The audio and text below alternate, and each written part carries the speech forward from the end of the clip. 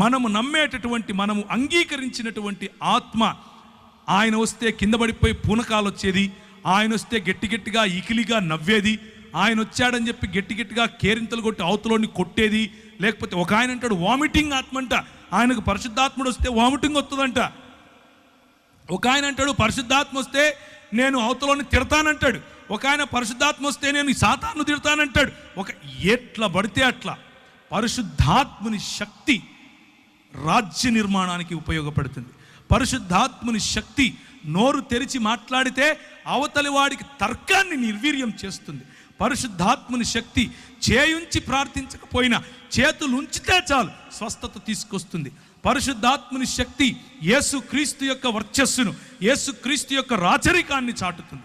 పరిశుద్ధాత్ముని శక్తి ఈ లోకములో ఉన్నటువంటి, ఈ లోకనాథుడైనటువంటి అపవాది యొక్క క్రియలను లయపరుస్తుంది. పరిశుద్ధాత్ముని శక్తి మనకు స్వస్థతతో పాటు బుద్ధిని తీసుకొస్తుంది. పరిశుద్ధాత్ముని శక్తి గవర్నెన్స్ తీసుకొస్తుంది.